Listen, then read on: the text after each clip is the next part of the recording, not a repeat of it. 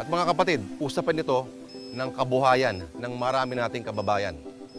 Kahit minsan ay parang komplikado at masyadong teknikal ang mga usaping bumabalot sa maritime entitlement dispute na ito. Malaki at nakababahala na rin ang pang-araw-araw na epekto ng mga panggigipit ng China. Apektado ng matindi ang mga mangingisdang ito na nakausap namin sa Masinloc at Pangasinan.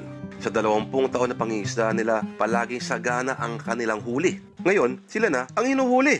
Miguel Dodong, pakwento naman kung gaano kadelikado ang mga isda ngayon sa Baho. Noong December, pumunta kami doon, inarangan kami. Hindi naman kami maka-alis ulit. Siyempre malakas ang hangin. Talagang pinilit namin pasok. Ngayon, nung pumayag sila, mga isang gabi lang, kinabukasan, pinapaalis na naman kami. Di, ano yun yung bilog yung ano na yan, bahura. Pero hindi kami pinapapasok doon sa ano, sa kilid lang po kami. Ang delikadong ano talaga, yung pag tumabi ka rin dahil yung babanggain ka. Kasi kalimitan ganun ang ginagawa nila eh. Dahil ako muntik ng binangga rin yan eh. As in, diretso bangga. Oo, yung sa unahan talaga ng bangka ng ganon. At yung taga-Subic na binangga nila, sa aking binangga, 2 bangka. Nabali lahat yung mga batangan niya. Pero kayo, ikaw, paano ka na, kunyari, sinusubukan kang banggaan, paano mo sila tataka? Iwas ka na lang, pag pasalubong sila ganun, iwas ka na lang. Didikit ka na lang sa may bahura dahil hindi sila makatabi ng gusto yung barko nila roon. Suportado ng mga malalaking barko ng kanilang Coast Guard, nagagawa ng China na pigilan o pagbawalan ang sino mang mangingisda na magtatangkang lumapit o pumasok sa Baho de Masinloc. Laging may nakaambang banta ng pandarahas ang mga Chinese sa teritoryong ito. Ano ba yun? Bago ka banggain, bawarningan ka muna? Wala. Basta sasalubungin ka, pag papunta ka doon sa bahura na yon, sasalubungin ka ng barko. Tapos tataboy ka ng ganon. Paano tataboy? Parang may... Mayroon May silang busina. minsan nabubusina sila, meron naman sila yung banderang kulay dilaw. Yun ang ipinang ano nila ng ganon. May mga kilala ba kayo na nasaktan talaga kasi ginawa ng mga Chinese? Yung taga-Subic po. Oo. Bakit hindi namin kilala, pero Nabali na yung batangan ng bangka nila.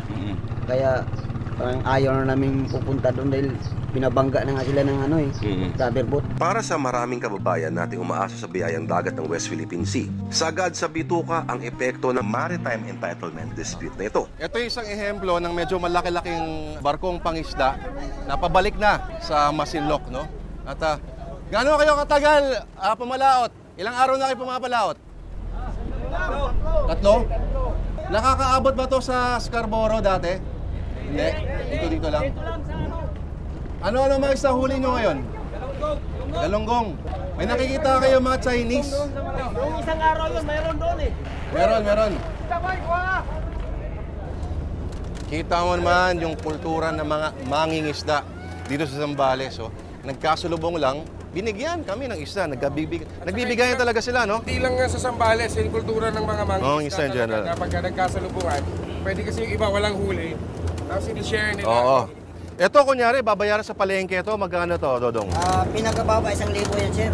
Pwede ba tayong pumunta na doon sa mga kaibigan din nating mangingisda doon? Pwede na. At mag-ihaw-ihaw tayo? Pwede. Pwede.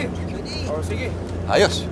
Dalawi ng mga isla malapit sa Baho de Masinloc, pareho rin ang maririnig mong mga kwento.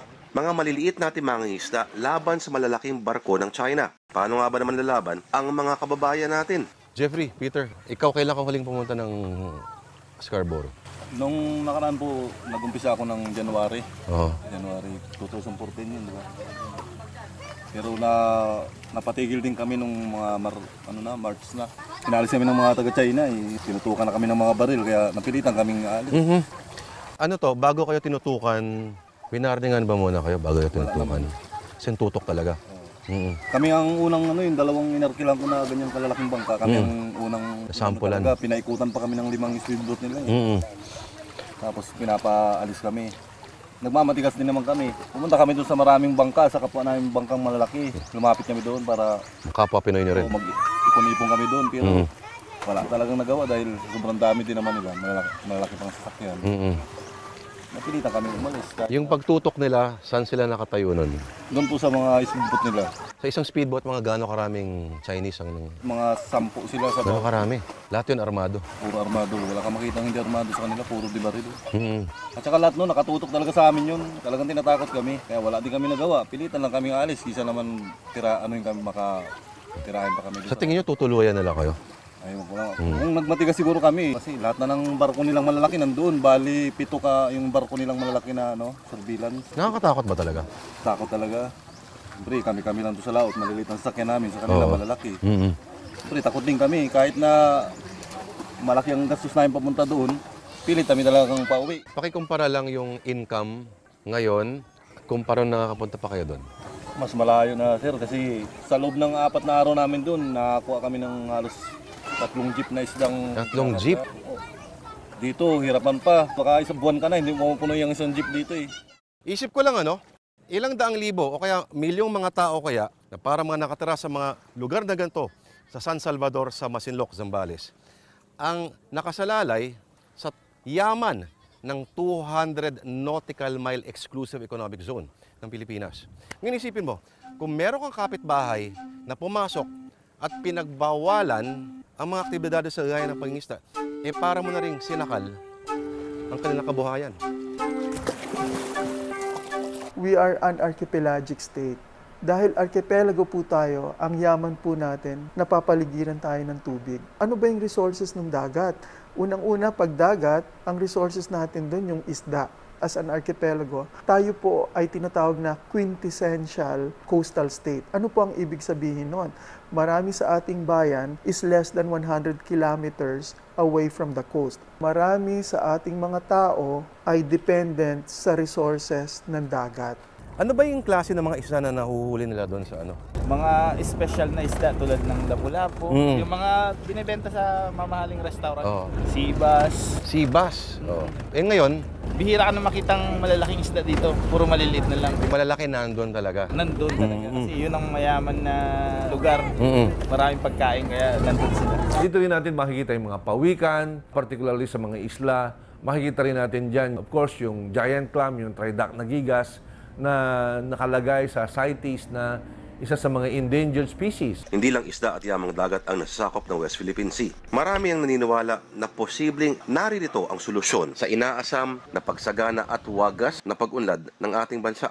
Kung meron tayong malaking continental shelf, yan po ay isang malaking lugar na pwede nating pagkuhanan ng yaman. Katulad po ng natural gas, meron po tayong tinatawag na malampaya. Yan po ay nagpuproduce ng maraming natural gas na nagpuproduce ng enerhiya sa malaking lugar ng Luzon. So importante po yan para sa progreso ng bayan. Kailangan natin ng enerhiya para magkaroon ng kuryente, magpatakbo ng industriya. Kung kaya naman po, dapat din natin proteksyonan ang ating dagat para hindi maubos ang resources natin. Sinlawak ng karagatan ang sakop sa usapin ng pag-agaw sa teritoryo na nasa West Philippine Sea. Ang dami na nating napag-usapan, pero ito ay pambungad pa lamang na paksa. Dito nakita ng mga mata namin na totoo nga kung naghihirap man ang mga Pilipino ngayon, naririto na sa bakuran natin ang susi sa pagsulong ng kabuhayan ng bansa. Bawat araw na lumilipas sa marami sa atin ng walang alam o walang pakialam tungkol sa isyong ito, mila-mila mga corals at tone-toneladang lamang dagat ang walang habas sa inaani at pinakikinabangan ng mga kapitbansa natin. Nasa 300 hektaryang corals ang natabunan na talagang hindi na maibabalik ng matagal na panahon. At yun ang ating pinangangambahan sapagkat may malaking epekto ito sa pagdami ng isda, sapagkat ang corals, alam mo, yan ang